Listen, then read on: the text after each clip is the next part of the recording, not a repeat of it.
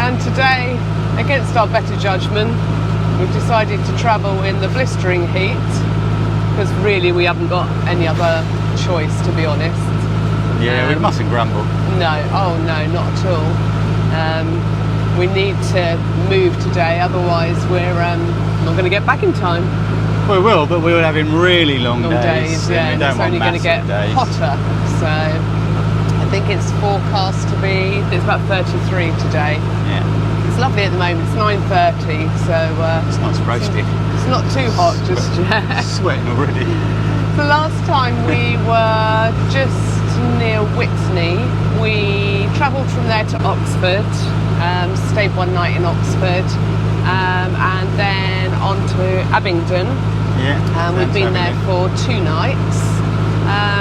Abingdon was always my favourite place, but definitely now the other side of Osley Bridge is my favourite place. Where it's peace and quiet. Yeah.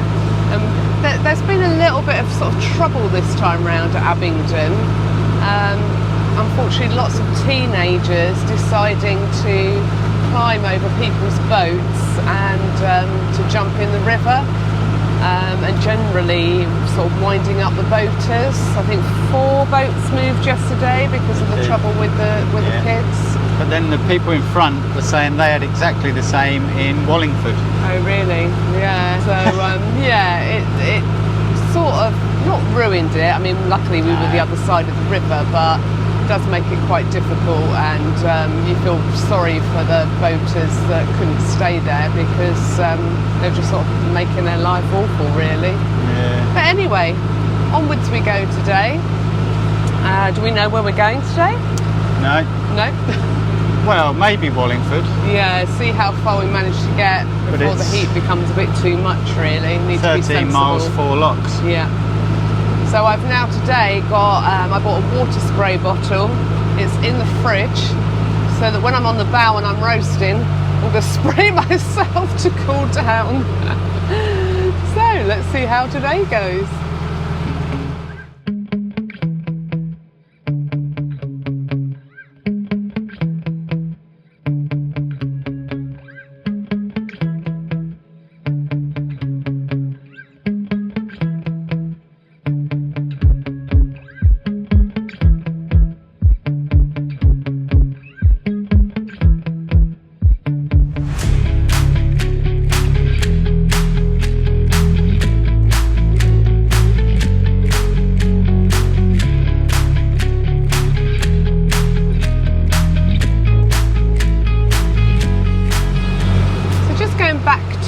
Abingdon, we were the other side of the bridge than we have been before, and we found Abingdon Gardens, didn't we?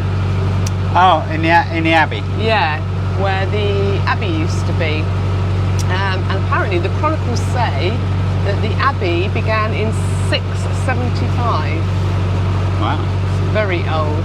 You can see sort of the bricks, can't you, in the ground. Yeah, they've laid it all down. Laid them down of where the Abbey would have been. And it was started by a young nobleman and his sister of Wessex. Really? Yep. Oh. And they built a small monastery dedicated to St Mary. In 944 it became derelict.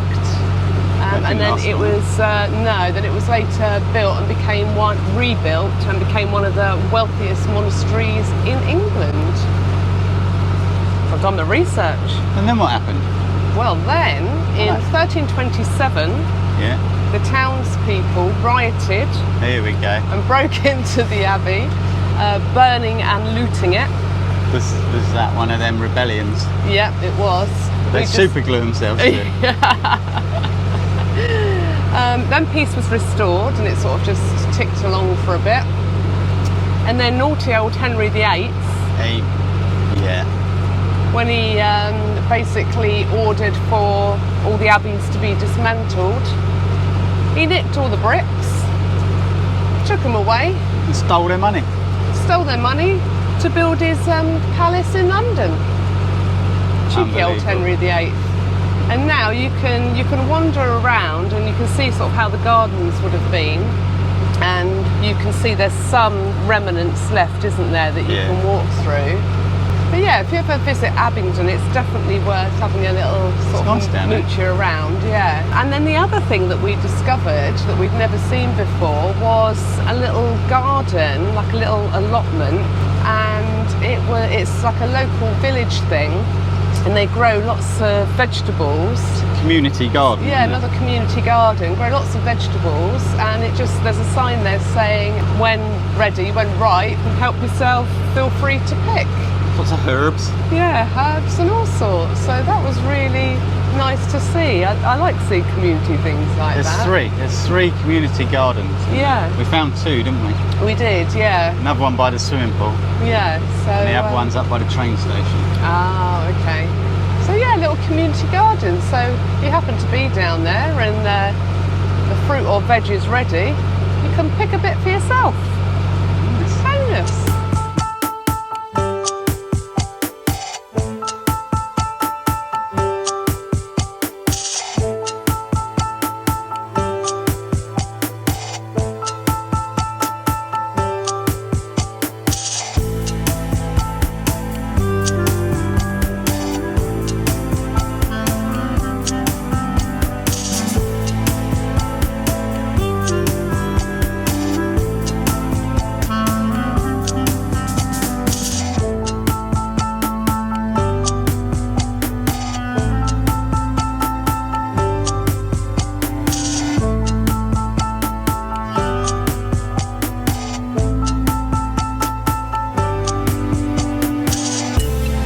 Thermostat has just hit 35 degrees at 10 o'clock in the morning. We've got every single curtain shut.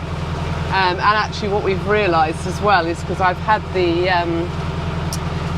mesh nets in the portholes to try and keep the boat cool.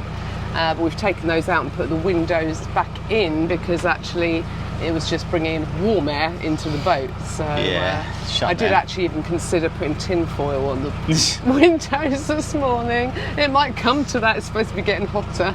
It's lovely. It's a bit of a breeze. Bailey's just chilled out on his cool mat, so he's quite happy. Yeah, he's all right. He don't move, does he? No, and we've got. It's nice with this up today. Yeah. At least we can have this up, so we've got. You have to wear your hats and get all sweaty. And I've also got a cool towel, so I'm going to dunk that under the water so that I don't burn my legs on the bow when I'm in the lock today. Yeah, and our skylight is still covered. It's got the sheet over it, so we're in pitch black. Oh. Just drop anchor, I've had enough. Okay. You stopped? Well, you can hear what they're saying there, and there's no one in it. Look at it. No, it's very peaceful. All you can hear is birds. Oh, I just managed to capture a kingfisher a little while back. I think he literally just took off.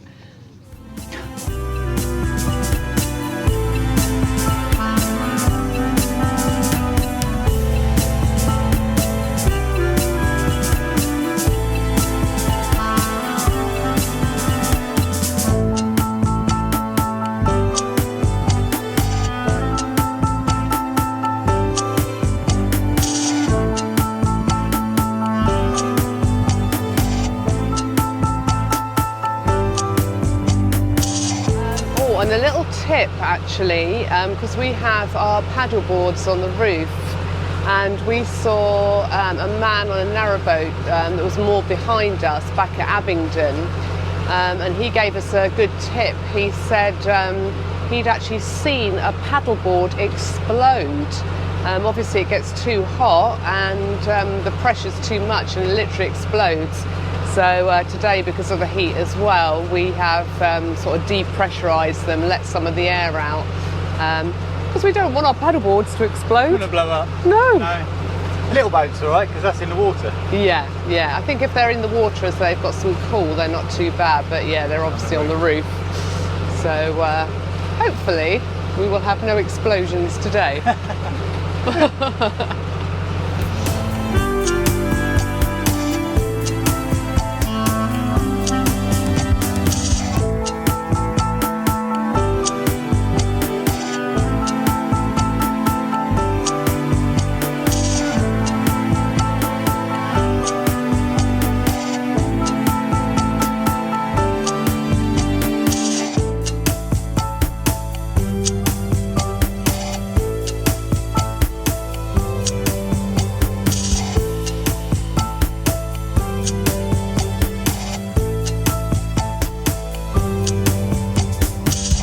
went through Clifton Lock. It's like, yeah, the gates are opening, some boats are coming out. And then as we approached, the gates closed. We were like, what? So you had to really quite hover, didn't you? Because the lock landing was sort of obstructed. Point the nose in so I could jump off. And the woman on the narrowboat went, oh, sorry, I couldn't see you there. They're quite large. Anyway, so I went up onto the lock. The lock keeper was there, but he admitted he wasn't doing the lock today because he just couldn't pull himself together. Fair enough. He wanted to water his plants as well. And he wanted to water his plants. And they're nice plants. They are beautiful. And I told him, and he went, what? He wouldn't even Stevie Wonder could have seen you guys coming. And then I'm busy chatting to him and another guy on the lock. I just thought the guy on the lock was with the lock keeper for some reason. So Richard said, do you want to hop on then? I went, oh no, I've got to shut the gates. And the man looked at me and Richard went, he's coming back through. And I was like, oh. And the lock keeper went, I know, you want to get your revenge, don't you? Happened to you, so do it to someone else. Yeah. Oh dear. So anyway, I didn't shut the gates. So I left him open for him. Brilliant. But honestly, can't see us. Find that hard to believe. Maybe she should have gone to Specsavers.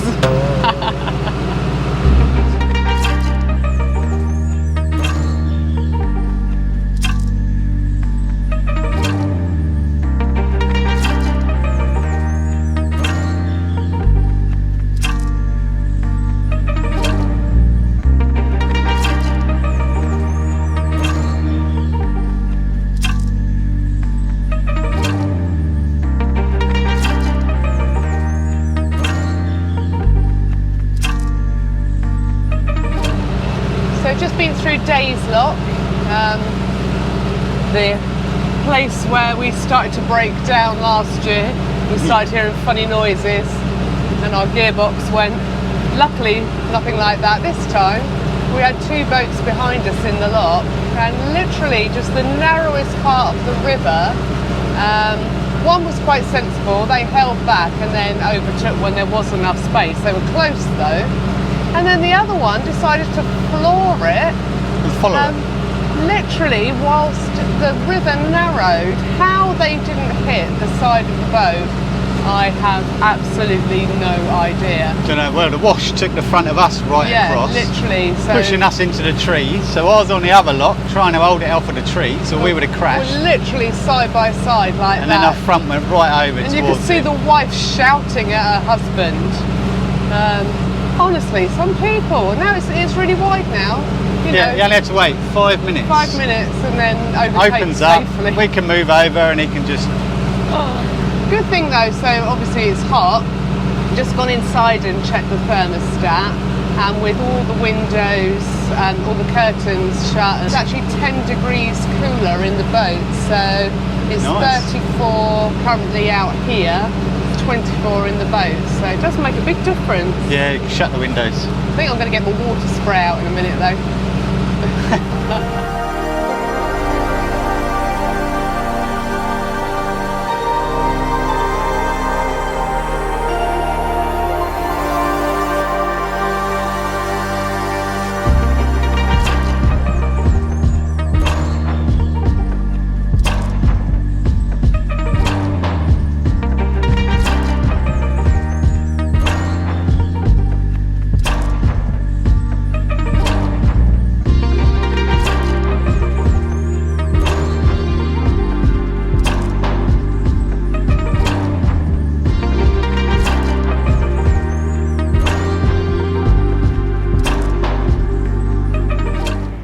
Well, we didn't end up at Wallingford. Richard just touched the very hot boat.